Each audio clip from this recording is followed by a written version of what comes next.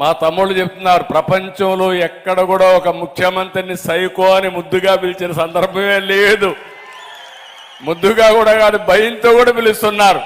అది అటు ఇటు చూసి టకామని సైకో అంటున్నారు. మళ్ళా ఎక్కడ కేసులు పెడతారు ఈ పోలీసులని భయం. అలాంటి పరిస్థితులకు వచ్చాం. ఈ రోజు వచ్చింది మీరు ఒకటేసారి గుర్తుపెట్టుకోండి, ఇది ప్రారంభం మాత్రం.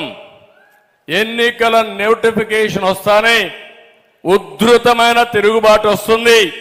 వైఎస్ఆర్ కాంగ్రెస్ నాయకుడనే అవార్డు రోడ్డు మీద తిరగాలన్నా భయపడే రోజు తొందరలోనే వస్తుంది.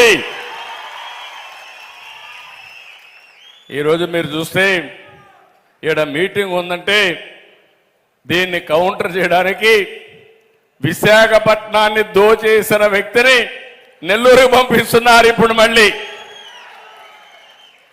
అక్కడ మొత్తం ఊడ్చేశాడు, ఇప్పుడు నెల్లూరుకు వచ్చాడు. నెల్లూరుకు వస్తే మిగిలేది ఏమి ఉండదు. ఇలాంటి నాయకులు వచ్చి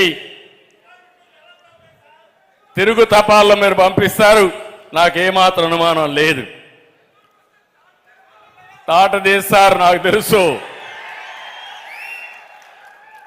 5 ఏళ్లుగా అడ్డంగా దోచేసి ఈరోజు మీరు చూసి ఏమి చేయాలనో దిక్కు తెలియడం లేదు.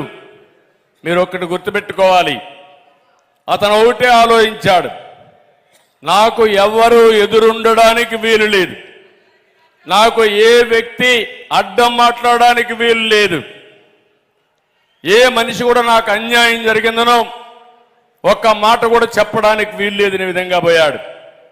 కడాన నిన్న మొన్న చూస్తే దోచుకున్న డబ్బులతో సిద్ధం అంటూ ఎక్కడ చూసినా హోర్డింగ్సే. నాకే అర్థం కాల.